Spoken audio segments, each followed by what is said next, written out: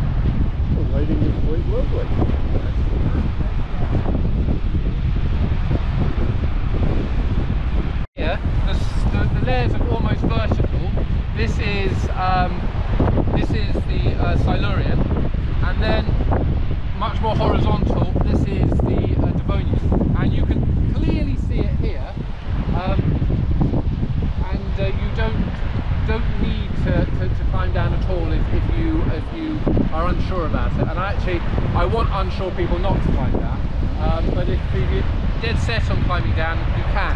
And we're following in the footsteps of James Hutton.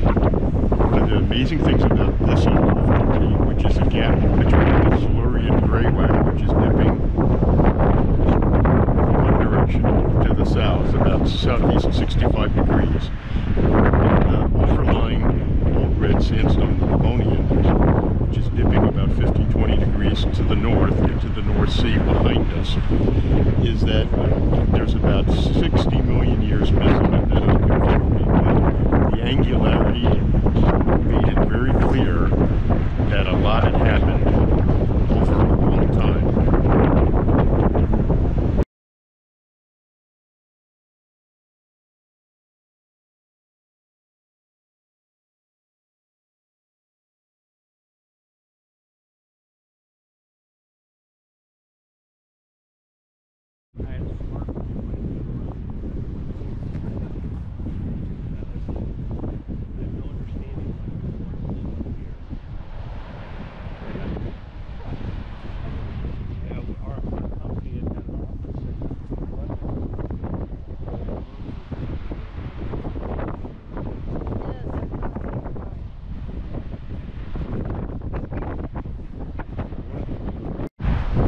Siccar Point, Berwickshire, Scotland, at a classic locality, Siccar Point, and we can see the greywacke, the Silurian sandstones and shells are dipping about 60 degrees to the southeast, and you can see the eroding coast, and they're dipping this way.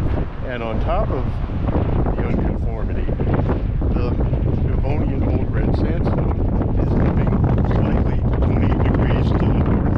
So not only is it an angular unconformity, but the bends are dipping in opposite ways, as was recognized by Hutton and sketched out. And as we look across the surface of the outcrop, our good friend John Underhill and his students have documented the erosive surface that's missing about 60 million years.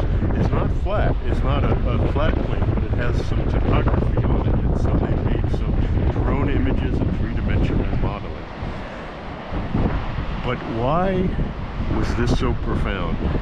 And the answer is, in Hutton's mind, he was a chemist and he was a farmer. He understood that it took a long time to get the right soil eroded from the rock. A lot of time was required. And as a chemist, he understood that to take sediments and turn them into rocks required a lot of chemical and heating processes. Combined with that and the angularity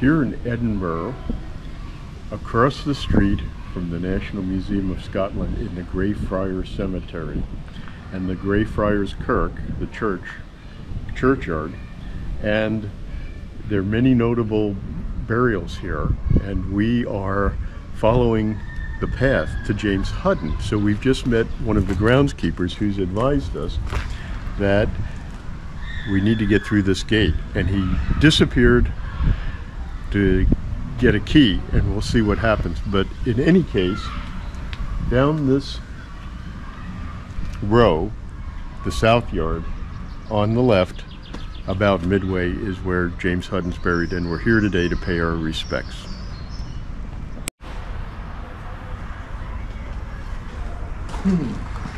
He was a great man. Yeah. A great thinker. Yeah, founder of the modern geology. So Let's walk down. Walk down. we have.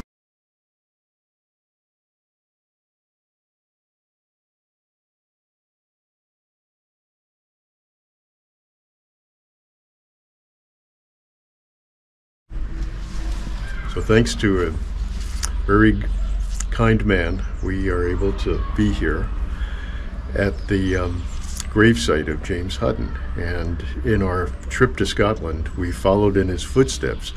We've seen the great unconformity. We've seen the volcanic rocks intruded into the sediments.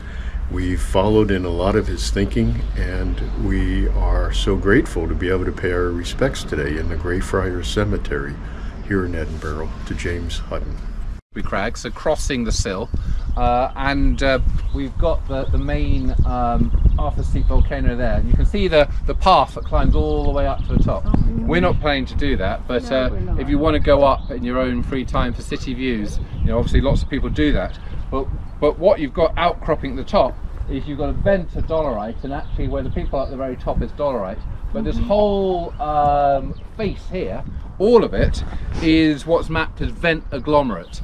So it's bombs and lapilli and pieces have all been chucked out of the vent.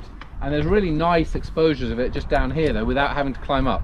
So we're going to go and look at those exposures, and then our path is going to, yeah, we're going to go look at those exposures, and eventually we get back to the road there, and you'll get a good view of Edinburgh Castle and its volcano. So, but this is crossing the sill.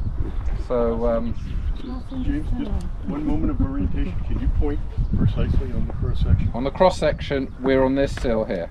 I'm standing on the sill. Looking at the Salisbury Crags. Good, thank you. And the volcanic plug is right there. the very summit of that, where people are Gotcha. standing on the top. That's the feeder pipe of the volcano. It literally is. So, Very good.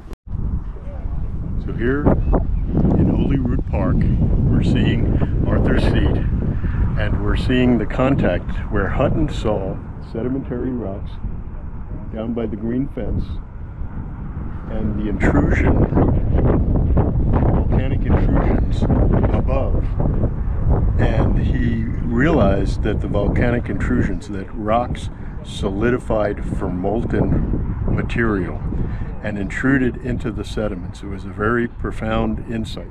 And there is a plaque that's behind a gate that's off limits that memorializes this, and we've walked up to see that contact. We have some nice close-ups, and in the basal part of the volcanics we see some boulders that have been came out of the volcano, and they have vesicles in them from escaping gases.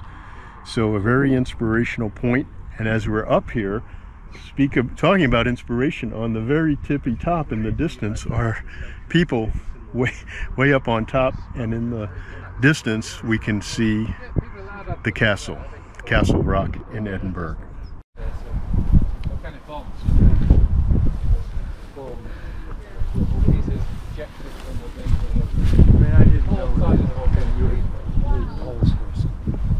I didn't know. So just get to a portion of it that you can touch.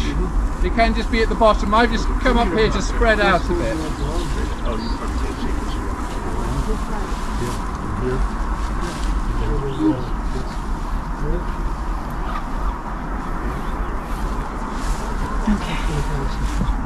There you go. There he is.